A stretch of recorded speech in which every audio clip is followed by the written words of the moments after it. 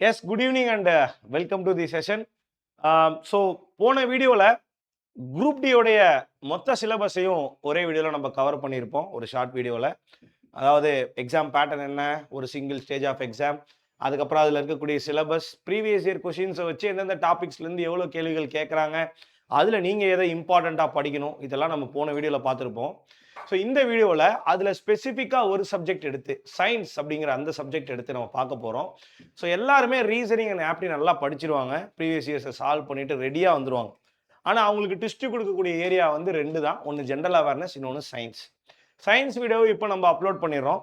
General அவேர்னஸ்க்கு கொஞ்சம் time wait பண்ணுங்கள். இந்த குரூப் டியோட ஆன்சர் கீ வந்ததுக்கப்புறம் அதை அனலைஸ் பண்ணிட்டு எவ்வளோலேருந்து எவ்வளோ கொஷின்ஸ் கேட்டிருக்காங்க அப்படின்னு ஒரு ரீஅனலைசிஸ் பண்ணலாம்.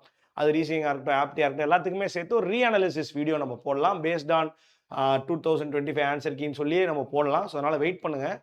பட் இப்போ சயின்ஸில் நான் இன்னையிலேருந்தே படிக்க ஆரம்பிக்கணும்னு நினைக்கிறவங்களுக்கு டாபிக் சொல்லுங்கள் அப்படின்னா அதுக்கான வீடியோ தான் அது.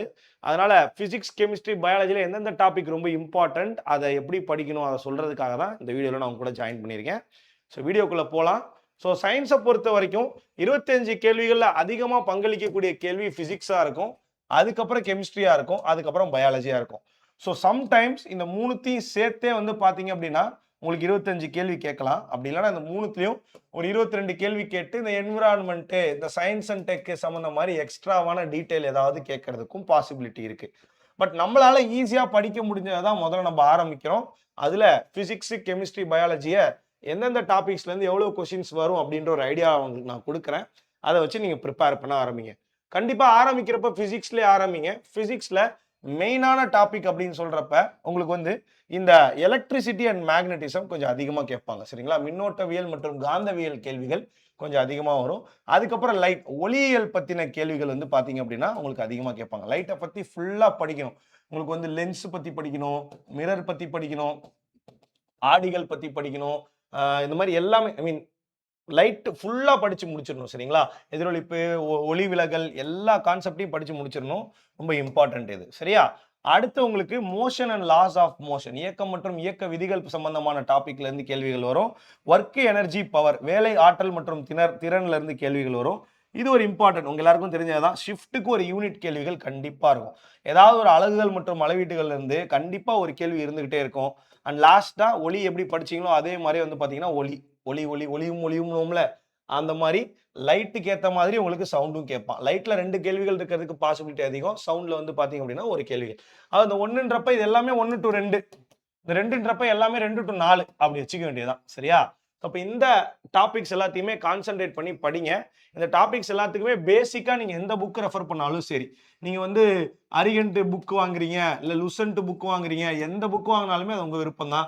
ஆனால் பேஜஸ் கம்மியாக இருக்கிற மாதிரி பார்த்துக்கோங்க. ஏன்னா புக்கு சின்ன புக்காக இருந்து அதுக்கப்புறம் ப்ரீவியஸ் இயர் கொஸ்டின்ஸ் நிறையா சால்வ் பண்ணுற மாதிரி இருக்கும்.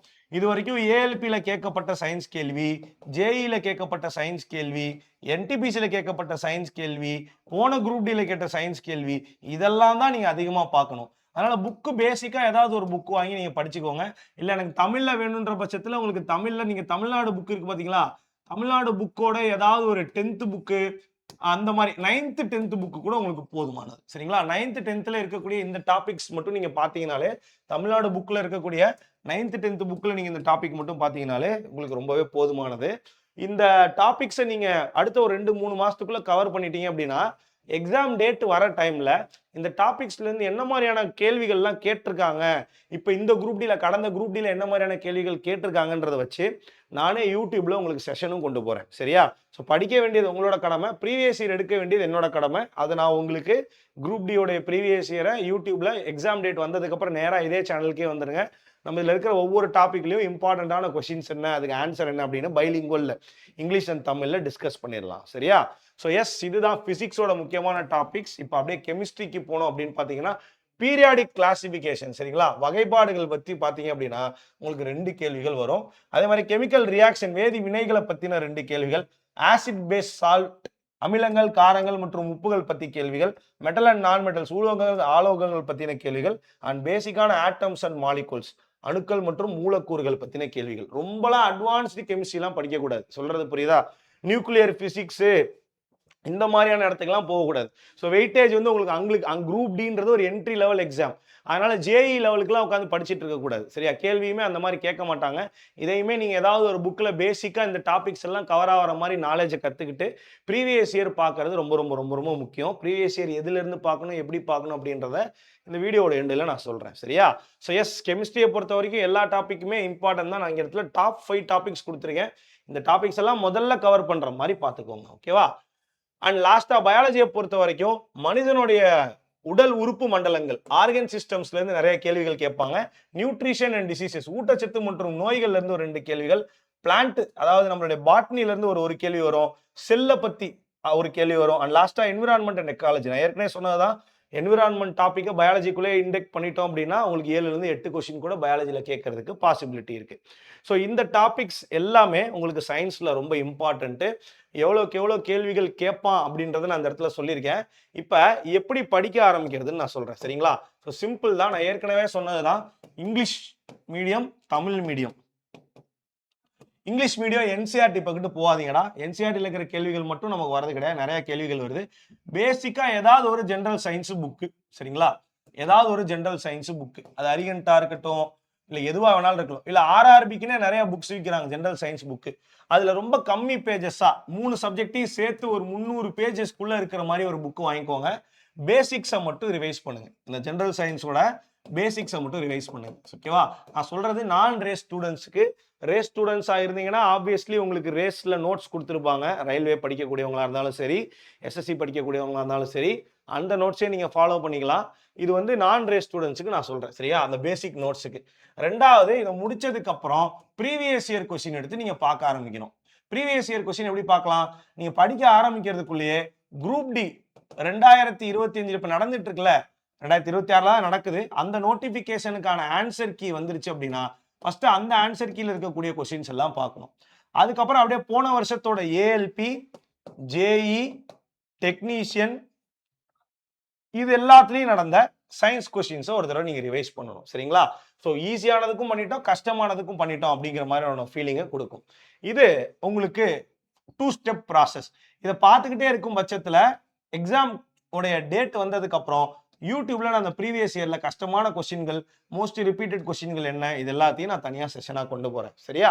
அடுத்து தமிழ் மீடியமா இருக்கும் பட்சத்தில் நான் ஏற்கனவே சொன்னதுதான், ப்ராப்பரான சோர்ஸ் இல்லாத பட்சத்தில் 9th 10th இந்த 2 புக்ல இருக்கக்கூடிய இந்த சயின்ஸ் டாபிக்ஸை ஒரு தடவை படிச்சுக்கிட்டு நீங்களுமே ப்ரீவியஸ் இயரை தேடி போக ஆரம்பிச்சிடலாம். ப்ரீவியஸ் இயர் தமிழ்ல கிடைக்கிறது கொஞ்சம் கஷ்டமா தான் இருக்கும். நான் நம்மளுடைய டெலகிராம் குரூப், இந்த வீடியோக்கு கீழே பார்த்தீங்கன்னா டெலகிராம் சேனல் ஒன்று இருக்கும்.